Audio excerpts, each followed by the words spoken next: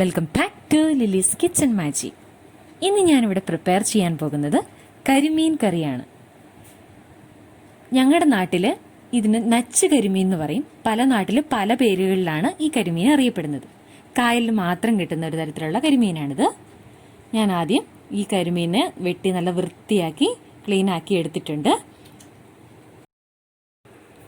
അതുപോലെ മുളക് പൊടി, കൊടംപുളി, തേങ്ങ, നമ്മൾ തേങ്ങ അരച്ചാണ് വെക്കുന്നത്, കറിവേപ്പില, ചെറിയുള്ളി അല്ലെങ്കിൽ ചുവന്നുള്ളി, ഉപ്പ്, ഇഞ്ചി, പച്ചമുളക്, വെളുത്തുള്ളി, മല്ലിപ്പൊടി, മഞ്ഞൾപ്പൊടി, ഇത്രയും ചേരുവകളാണ് നമുക്ക് ഈ കരിമീൻ കറി ഉണ്ടാക്കാനായിട്ട് ആവശ്യമായുള്ളത്. നമ്മൾ തേങ്ങ അരച്ചിട്ടാണ് വെക്കുന്നത്. അന്നേരം ഇതിനാദ്യം ഞാനൊരു മിക്സിയുടെ ജാർ എടുത്ത് അതിലേക്ക് തേങ്ങ ഇട്ടു. ഇനി അതിലേക്ക് നമുക്ക് മഞ്ഞൾപ്പൊടിയും കൂടി ഇടാം. ഇനി ആവശ്യത്തിന് വെള്ളം കൂടി ഒഴിച്ചിട്ട് നമുക്കിതൊന്ന് മിക്സിയുടെ ജാറിലൊന്ന് നന്നായിട്ട് അരച്ചെടുക്കാവുന്നതാണ്. അടുത്ത നമ്മുടെ സ്റ്റെപ്പ് എന്ന് പറഞ്ഞിട്ടുണ്ടെങ്കിൽ നമ്മൾ ഇതിനുള്ള പേസ്റ്റ് രൂപത്തിൽ നമ്മുടെ പൊടികളൊക്കെ എടുക്കുകയാണ്. അതിന് ആദ്യം ഞാൻ മുളക് പൊടി എടുത്തു. 3 ടേബിൾ സ്പൂണോളം മുളക് പൊടി എടുത്തായിരുന്നു. പിന്നെ നമ്മളിപ്പം മഞ്ഞളും തേങ്ങയും കൂടെ അരച്ച് വെച്ചത് അതിൻ്റെ ഇതും കൂടി ഒഴിച്ചു. ഇനി അടുത്തത് ഇതിലേക്ക് നമ്മൾക്ക് ഇടേണ്ടത് മല്ലിപ്പൊടിയാണ്. ഞാൻ 2 ടേബിൾ സ്പൂണോളം മല്ലിപ്പൊടി എടുത്തു. മല്ലിപ്പൊടിയും കൂടി ഇട്ടു. ഇനി നമുക്കിതൊരു സ്പൂൺ വെച്ചിട്ട് നന്നായിട്ടൊന്ന് ഇളക്കി കൊടുക്കാം. നല്ലൊരു പേസ്റ്റ് രൂപത്തിൽ നമുക്കിതിനെ എടുത്ത് മാറ്റാവുന്നതാണ്. ഇളക്കി കൊടുക്കാം. അധികം വെള്ളമൊന്നും ഇല്ലാതെ ആദ്യം നമ്മളിത് മൂപ്പിച്ചെടുക്കണം. അന്നേരം അധികം വെള്ളം ഒഴിക്കേണ്ട കാര്യമില്ല. അന്നേരം ഒരു പേസ്റ്റ് രൂപത്തിലെടുത്തു. ഇനി നമ്മളെടുത്തത് ചട്ടി എടുത്ത് വെച്ചു. ഇനി അതിലേക്ക് ആവശ്യത്തിന് എണ്ണ ഒഴിച്ചു കൊടുക്കാം. 2 ടേബിൾ സ്പൂണോളം എണ്ണ ഒഴിച്ചു. എണ്ണയൊന്ന് ചൂടായിട്ട് വരുമ്പോൾ നമ്മളിപ്പം ഒരു പേസ്റ്റ് രൂപത്തിൽ നമ്മൾ എടുത്ത് വെച്ചിരിക്കുന്ന മല്ലിപ്പൊടി, മുളക് പൊടി, മഞ്ഞൾപ്പൊടിയുടെ തേങ്ങയും കൂടി ആ മിക്സ് നമുക്കതിലേക്ക് ഇട്ട് കൊടുക്കാം. എന്നിട്ട് ജസ്റ്റ് ഒന്ന് നമുക്ക് മൂപ്പിച്ചെടുക്കാവുന്നതാണ്.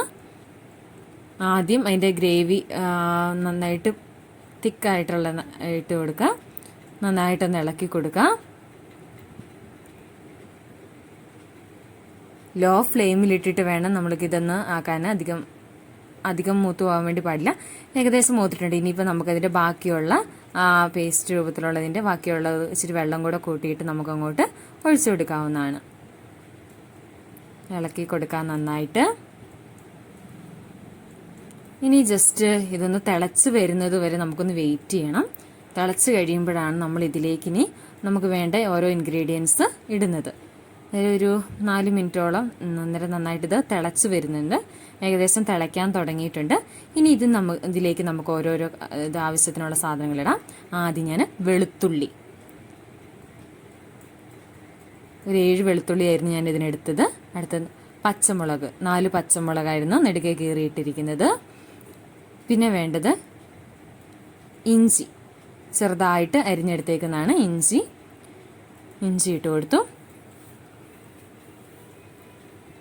ഇനി അടുത്തത് വേണ്ടത് കറിവേപ്പിലയാണ്. കറിവേപ്പിലയിട്ട് പിന്നെ അടുത്ത നമുക്ക് ഇതിലേക്ക് ഇടേണ്ടത് ചുവന്നുള്ളി അല്ലെങ്കിൽ ചെറിയുള്ളിയാണ്. ചെറുതായിട്ട് ഞാൻ അരിഞ്ഞെടുത്താണ്.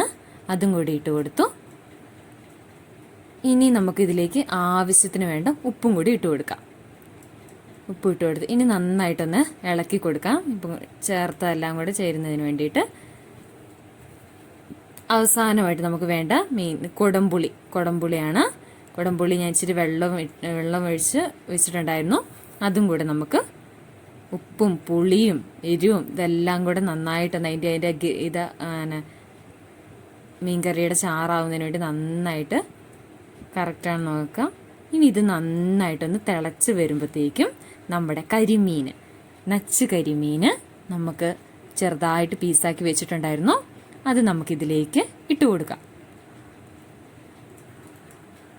കറക്റ്റാണ് നമ്മുടെ ഗ്രേവി, ഇത് എല്ലാം കറക്റ്റാണ്. ചാറും ഇതെല്ലാം കറക്റ്റാണ്.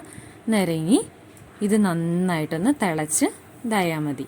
പെട്ടെന്ന് മീൻകറിക്ക് അധികം വേകുന്നതിന് വേണ്ടി അധികം സമയമൊന്നും വേണ്ട, പെട്ടെന്നായിക്കോളും. ഏകദേശം തിളയ്ക്കാൻ വേണ്ടിയിട്ടൊക്കെ തുടങ്ങിയിട്ടുണ്ട്. നേരം ഒരു 5 മിനിറ്റ് ഇതൊന്ന് മൂടി വെച്ചിട്ടുണ്ടെങ്കിൽ നമുക്ക് നല്ല ടേസ്റ്റി ആയിട്ടുള്ള റെസ്റ്റോറൻറ്റ് സ്റ്റൈലിലായിട്ടുള്ള നല്ല അടിപൊളി കരിമീൻ കറി റെഡിയായി. ഏകദേശം നന്നായിട്ട് തിളച്ചിട്ടുണ്ട്.